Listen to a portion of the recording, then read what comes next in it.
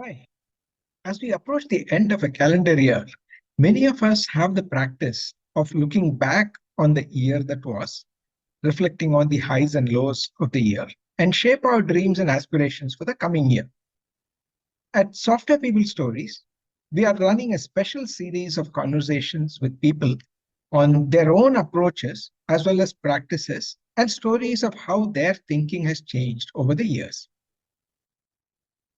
Today, I'm in conversation with Anantha Natarajan, my colleague from PM Power and an accomplished coach.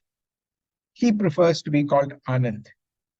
In this conversation, Anand shares how his approach has evolved over the years, influenced by the context and environment in which he grew up, and moving to a larger city for studies and on to professional life in metros and across the world. A question he was asked by one of his mentors about 25 years ago about his aspirations for future kind of set him to think about the past as well as the future. His practice of writing things down in what he calls as his dream book. And then he spends a little time explaining a model that has evolved and worked for him that he calls I-5, moving from the present I to the future I. He also talks about the importance of the role of having a mentor. And I asked him whether discipline is essential when we make these New Year resolutions. He has an interesting answer. How considering some responsibilities as chores, obligations, or blessings changes one's complete perspective and the involvement that one could have in terms of accomplishing those activities that one wants to do. He also explains a little more on the I-5 model and the overview and what needs to be done to improve the quality of what he calls the inner mirror when we do the reflections. And of course, the relevance of choosing timelines for future plans is one more point that he talks about. There are a few other points as well, which I hope you will find interesting, and you will get some ideas to reflect and plan for the coming year. Okay. Hi, Anand. Welcome back to the Software People Stories. Hi, Shiv. How are you? Yeah, good. So this time I want a different story from you. Okay. You only shared your life story, but this is that time of the year when a lot of us reflect on the year that was, and then think about what can be the future and stuff like that. And of Yeah. course, there are all these memes that will come probably from January 15th onwards that said, oh, how many New Year resolutions have you in progress and all that. So in that broad theme, we thought that this month we'll have PM Powerians share their own personal journeys of how they reflect on what they do, what they see, etc. So to start off, I just want to understand if you have any personal practice of, call it reflection, planning, retrospective, whatever it is. Uh-huh. And if so, was that something that like, you just discovered, or is that something that you picked up from somebody, or how it evolved? Any of the origin stories, or how it has probably changed over time? Anything that goes with that. Okay. So the broad thing is about introspection, reflection about the individual at this time of the year. Okay. Yeah. Thank you, Shiv. I think that's a fabulous topic to talk about. And first of all, uh, thanks for giving me the opportunity to share a few things in this chat. This topic has been very close to my heart, right?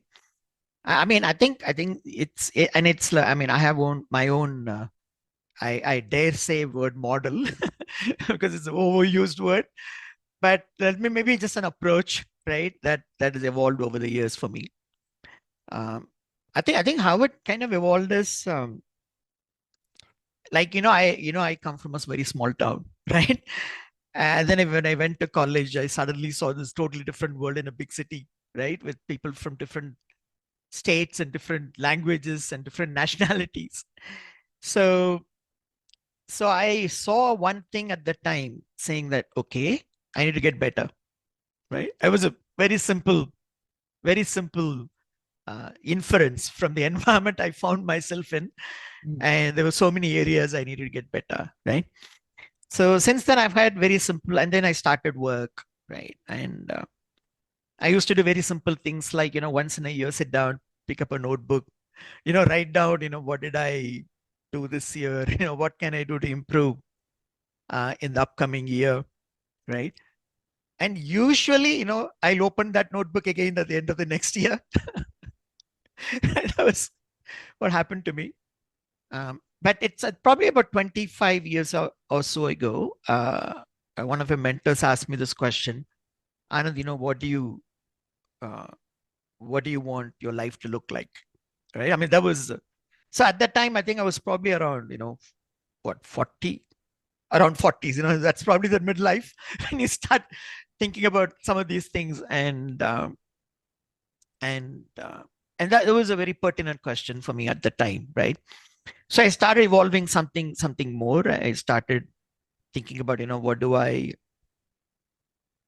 want to have, in terms of my life, financially, professionally, right? And I was very career focused at the time. So a lot of things were around money. And so I had this, what we used to call like a dream book, right? So started writing some things down. Right? I think, and that sort of thing, some of it worked for me, some of it didn't work for me, right? But over the last 20-25 years, I've sort of evolved a model now, which I think really works for me. I can say that I call it an I-5 model, right?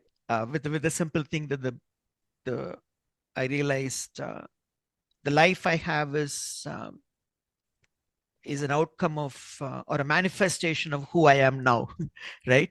And if I want my future to look different, uh, I need to look different, and there's a future I need to evolve. So that was a simple paradigm shift for me, right? Um, so in the last, probably more so in the last year or so, the model has crystallized a lot in my mind, and I find that working for me. Yeah. Okay. So was this primarily about you and your perspectives? Or when you said no financial or professional and so on, did it also include any personal goals? Sorry, any personal Goals. goals? Yeah. Okay. Um, it's a good thing. You should say that it's about me. See, often, I think many of us, and including me, right, there is some kind of a social yardstick we use, right, for measuring our success, or, how well we have done. I lived in Australia for about, 13 years, came back to India. I felt I was very successful there. I was heading an IT department, came back to India, and then I joined a startup, right? I was feeling pretty good about myself, what I've achieved. And then one day, the founder, in a friendly chat, he told me, Anand, you know what? You wasted last 10 years of your life. See where India has gotten about and where you are. And I was feeling miserable. I mean, successful one day and just miserable a moment later. So I found that a, that success has to be about me, right? A little bit. And much later, another one of my mentors told me, Anand, how do you feel about yourself is a key indicator of success. And so that was like a big, shift for me in my thinking, that it's not to use a social yardstick or a compare, right? The dreadful thing called comparison, right? Yeah. So I think so. It's definitely has been about myself, right? In the end. So in the evolution, these concepts into a model for yourself, Mhm. what is the role or what is the significance of having a mentor? or should it be multiple mentors? I think huge. That's my view, Mm. right? In fact, all my the paradigm shifts I call have come during a discussion with the mentor, right? I spoke about, what happened about 20, 25 years ago when my mentor asked me, right, that question. It's not like the mentor tells you, right, what it should be. Mhm. It's just helping you, asking the right questions, help you figure it out, right? So more so um, in the last, so what, about, I think about no, it's almost 7 years now. So about 7 years back, I lost my wife, Radhika, right, to cancer unexpectedly. And there was a big jolt, right? All these models I had about goals and dreams and strategy and how will I get there just fell apart. I mean, nothing seemed to matter Mm. anymore, kind of thing, right? Okay. And I struggled with, it's not like I was dejected or something. Okay. I mean, I was just moving on with life. I had accepted it. Mm. But would I say I was motivated and fired up moving towards some future I or creating a future world of mine? No, right? Mm. Mm. And in fact, it was a conversation about a couple of years back with the master coach that actually triggered a lot of thoughts, right? Mhm. And it was just about a month or so, a lot of things crystallized in my mind, right? Okay. Oh, okay. And that so I think a role mentor can play a huge role. Yeah. Mm. So now you've been able to gather your thoughts, get some guidance, and so on. Now, to put it in practice, are there any techniques or approaches, particularly? I mean, the one thing that I'm afraid of asking because I kind of guess the answer is there a discipline needed? Okay, I can tell you this much. I've never been. I can't say I'm very disciplined, right? And I think where I found the best thing is not to focus on the discipline, actually, right? Okay. Okay. Right? Because that sort of puts pressure on you. Saying, I've got to be disciplined, Hmm. okay? And sometimes it works against your nature, right? Right. That's what you Uh, drop off saying, yeah, it's too hard for me. too hard, yeah, not for me, kind of thing, right? So the answer is yes. There is discipline required for sure, right? But I think I think there's a flavor to it and how it actually manifests. So maybe that's a cue for me to talk about what it takes, right?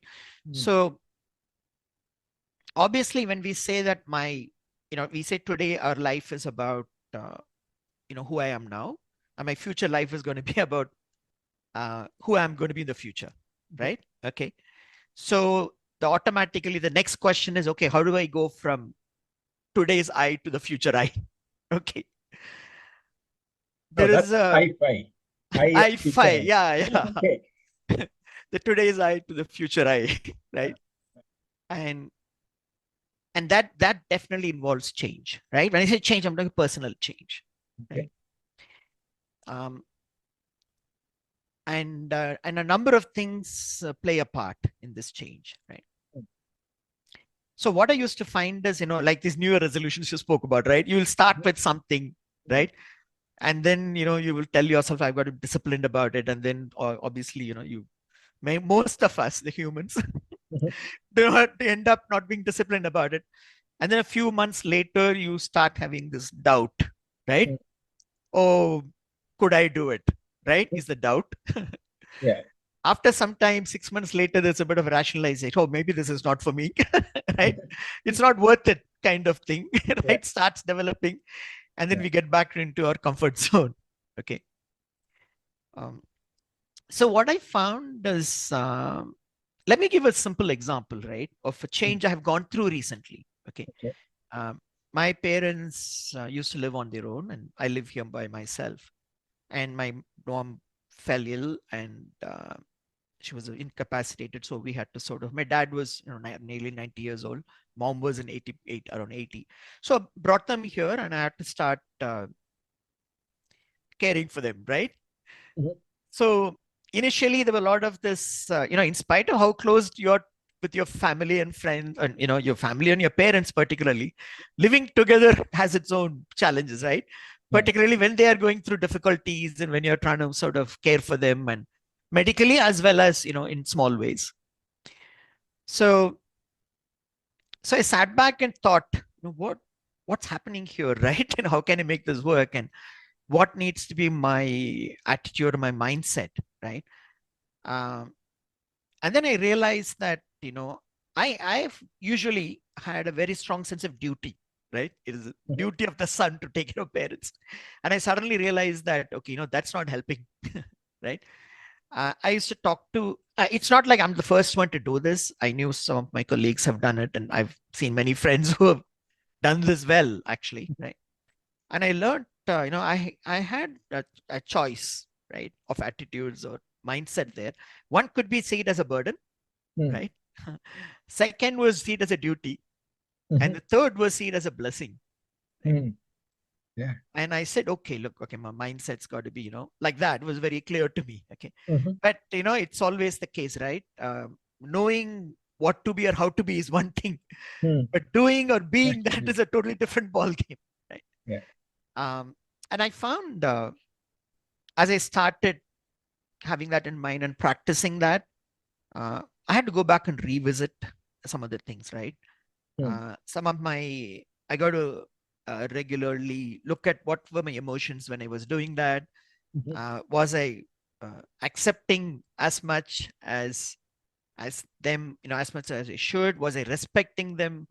Was I enjoying, right? And I think another thing I found is there's an element of action, right? And I could do that by, say I play cards with them, right? Spend time with them chatting, having sit down and have tea in the balcony. So there were specific actions needed to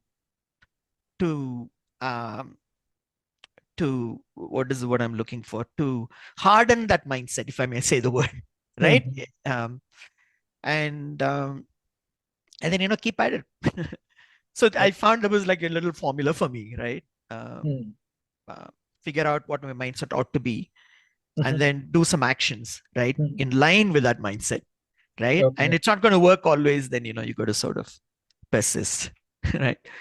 So, and I'm just have a fabulous relationship now with my parents, and there's a lot of love, acceptance, respect, right? Rather than, I think it's beyond even a blessing, I think so.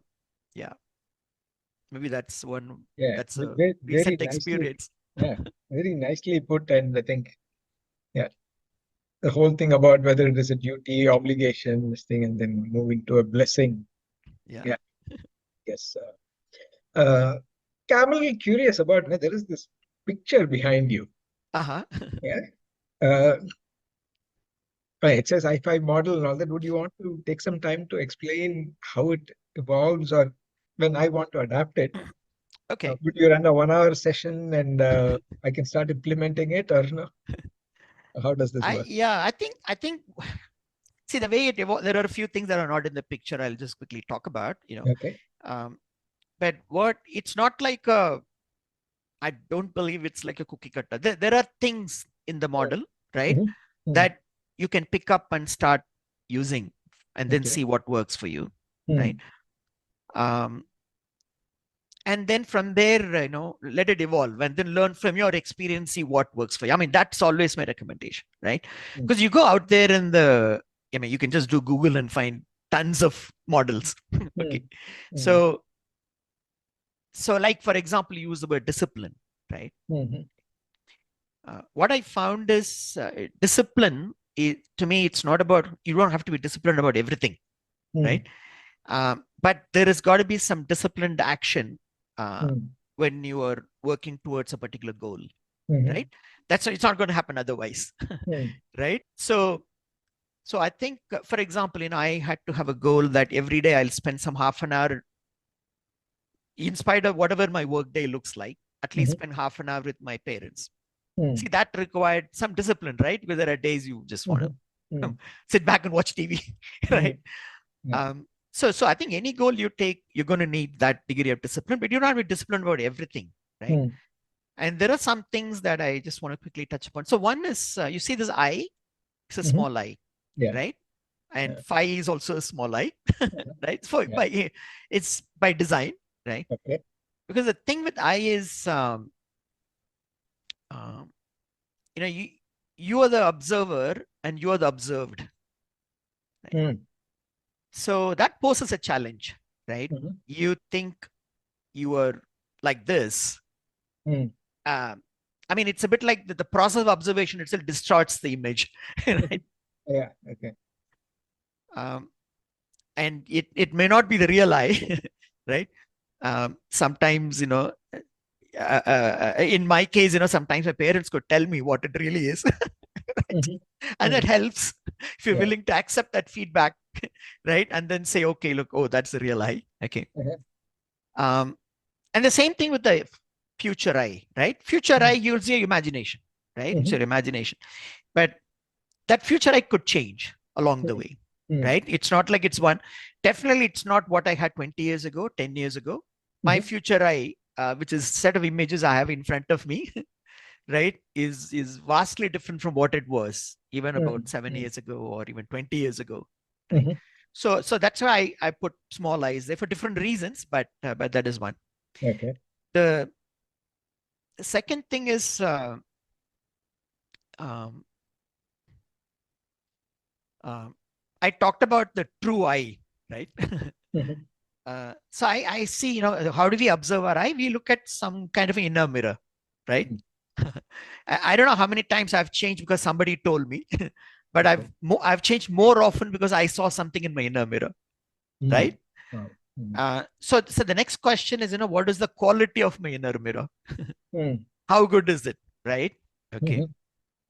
Mhm. Metaphorically, let's say I'm looking at a mirror which has got a hole in the middle, right? Mm. I look at my face. I may never see my nose, Mm. right? I may think that, okay, I'm a being without a nose. Yeah. Okay. So the quality of the inner mirror and how to improve the quality of the inner mirror has a huge role to play. And there again, I found things like, mindfulness, meditation. Those are Mhm. specific practices, like you said, what can you Mm. actually do Mhm. that can improve your inner mirror, right? Mm. I think that's huge, huge significance Mhm. in improving inner mirror. Maybe just a third, one more point I'll make. The third is your emotions, right? Mm. So let me take my example of, working with my parents and things like that, right? I Mhm. talked about love, right? Mm. Um,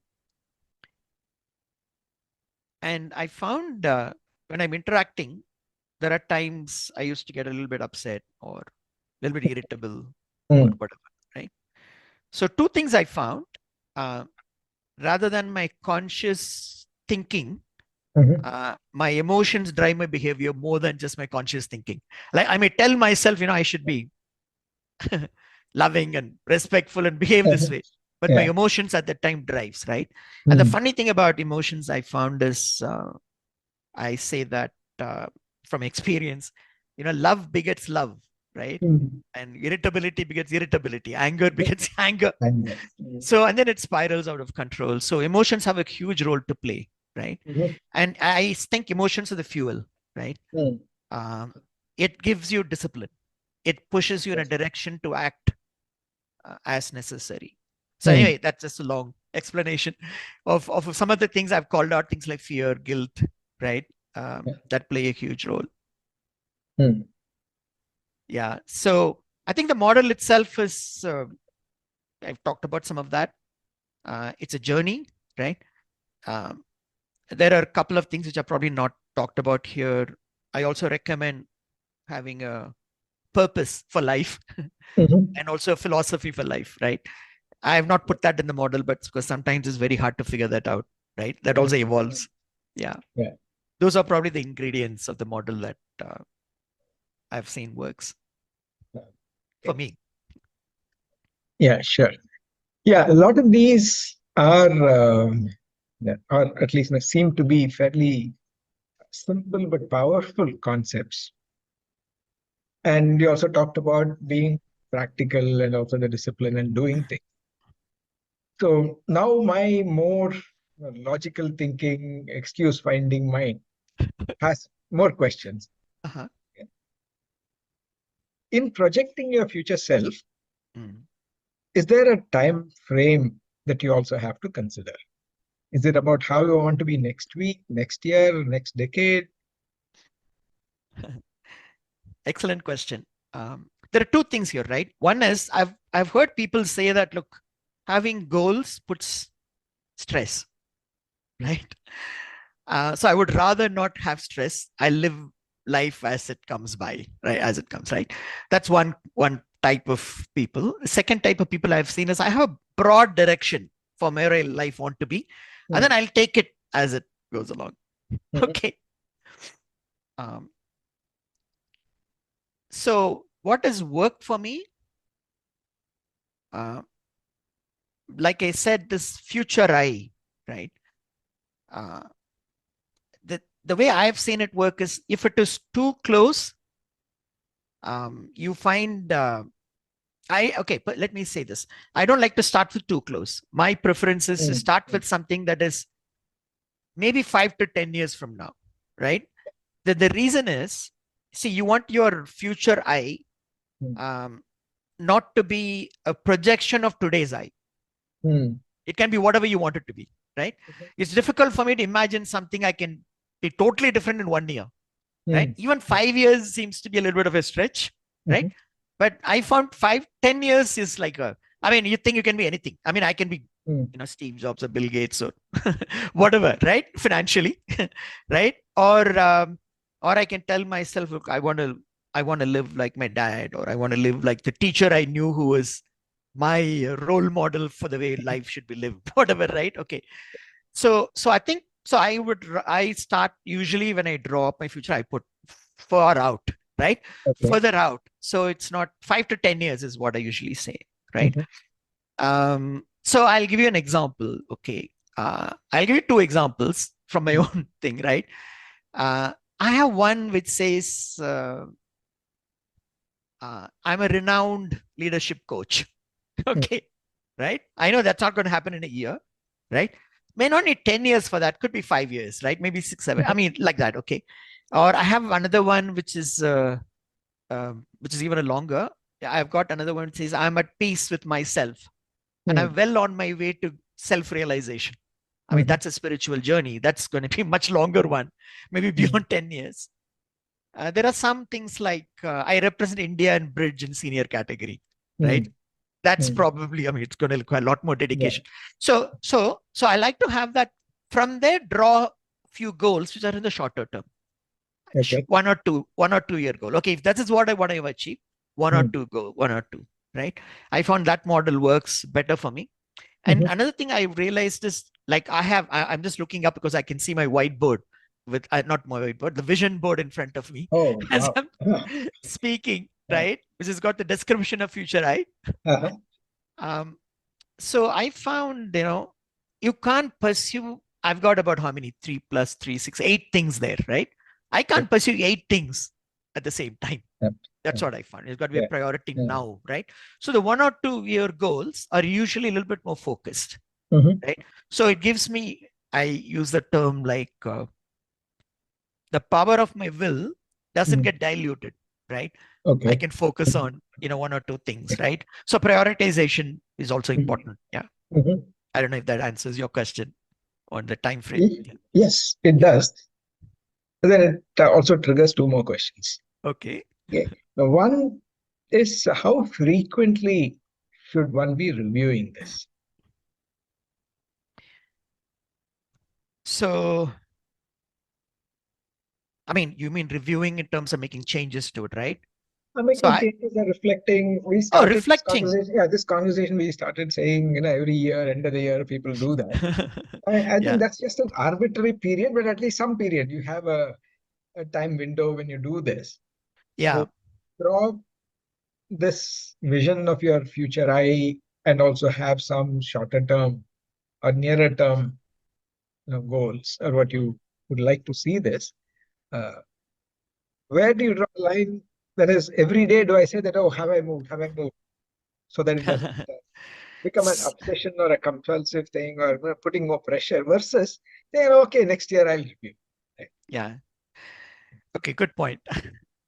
So what I found is, first of all, the 10-year goals, right? Or whatever, no, I wouldn't say 10-year, maybe 5 to 10 years, the future right? I've got it in a visual form, right? And always there, right? I mean, I look at it every day, literally, right? Okay. But that is just to give me, okay, hey, this is what I'm pursuing now, right? This is what is important for me now, kind of thing. Okay. So the visual thing is always with me, number one. The goals, which are maybe 1 or 2 year goals, uh, I found there are some things I would look at maybe on a weekly basis, right? I think that is usually a good practice. Okay. When I have a strong goal, then I look at it, okay, weekly. There is something I do daily, okay, which is about the change that I talk about, right? The I to the 5, that personal change that is required, that I found it works for me. So very simple practice. I mean, it's actually, I learned it from, I practice a heartfulness form of meditation, right? They talk about at the end of the day, you say like a 1 minute prayer or something, right? Following that, you give some thought to what happened during the day and what are some areas that you need to improve, right?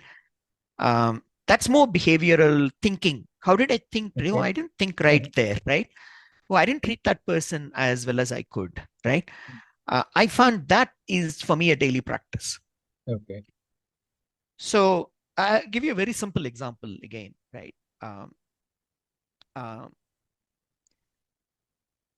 I had written one article. I had given a talk actually. Okay. One of my colleagues had gone through the talk, and during lunchtime, he told me they liked the talk and they enjoyed it. Okay. You know, and then I was so excited by the talk and the preparation that went through the talk. I just blabbered for the next 5 minutes about how I prepared for the talk, how I made the talk, right? And later I was thinking, oh my God, I want to be a great coach and I'm supposed to listen. So when he said that, my question actually, I really should have been, hey, what did you like about the talk? Right? Rather than me going on in my own journey. So the next day I realized, okay, look, I got to make that small adjustment. Okay. So I find that daily thing, looking out to my parents, that was phenomenal help. Today I did this with my dad. I got a bit irritated, when he soiled the bathroom or whatever. I don't need to, right? So the small things. So I think when it comes to personal change, I think it's a daily thing, right? Because there it's small things. Yeah. Yeah. So the second question, again, kind of related to time and the preparation part. Sometimes a motivator or a reason to look at it could be some personal milestones. Yeah. Could be, I'm going to get married. Probably everything is going to change after that. Or you say that, oh, I'm going to turn 40. After 50, life is going to be very different. Or I'm going to turn 50, I'm going to turn 60, whatever is that number. Right? Now, if you have something like that, by the way, I started this podcast. I said, when I'm 60, I have to learn something new and do something. That's how it started. But that apart, how much in advance should you start preparing this? How long does it take before all these different thoughts and different ideas brew in your head and then you're able to crystallize something?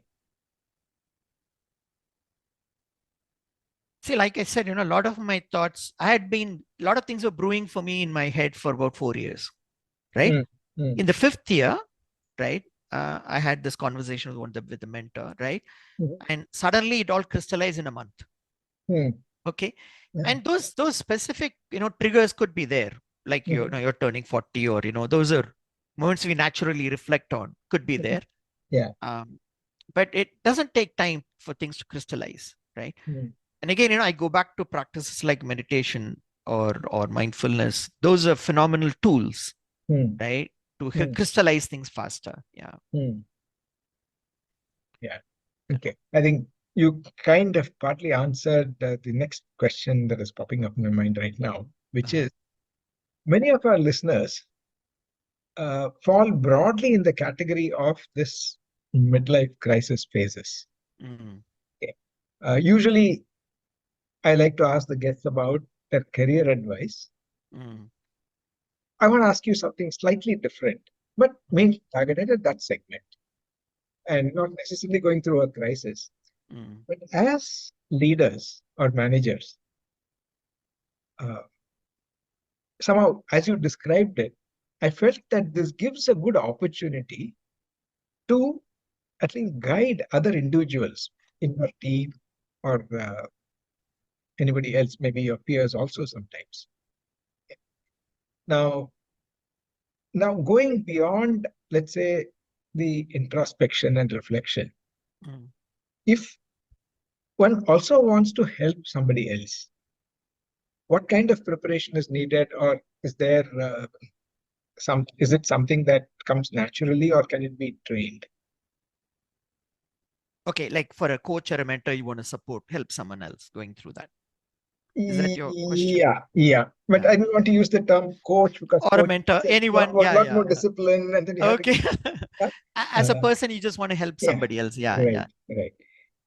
Particularly your team. yeah. Yeah.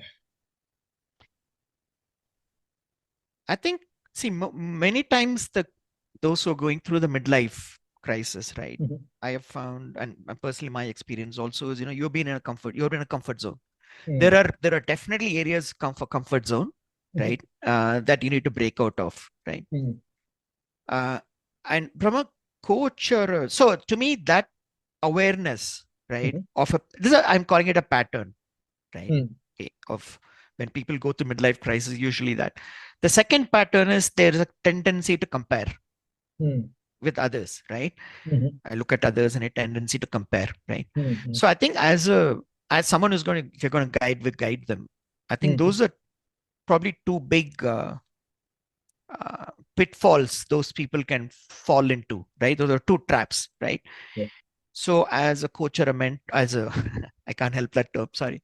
So as someone who's trying to guide them or talk to them, Mhm, be willing to listen and uh, see if you can see if I mean, first of all, don't prejudge, mhm, right? See if there is some truth to that. I'm just talking about general patterns. mhm. Eventually, it's the individual, right? So you listen to the Yeah. individual and see, ask the right questions. I think I stopped giving advice to people. Okay, Mhm, mhm. one simple rule is no advice unless sought, and even then, it is still my choice to give advice or not, Okay. right? So that is one, anti-pattern. Don't start with advice. Uh, They may ask for it, but mhm. still, I think we should resist. Yeah. Yeah, good. Something for me to reflect on. Someone asked, I also tend to tell them or tend to give them a lot of stories and all that. Yeah, good. Yeah. Yeah, it's been a wonderful conversation, Anand. And I think gives definitely a lot of things for me to think about, reflect. I'll see how I can incorporate it in my year-end reflection. Yeah, thanks a lot. We'll Thank you, Shiv. definitely share the link to your blog post that explains this whole process in a lot more detail. Yeah. Yeah. Thanks a lot, Shiv. If Thanks for the conversation. some of these practices have worked for you or possibly not worked for you, would you like to share your story? Reach us on podcasts at pm-powerconsulting.com. And please do share this episode as well as the podcast with your networks and spread the word if you've been finding these interesting and useful. Thank you.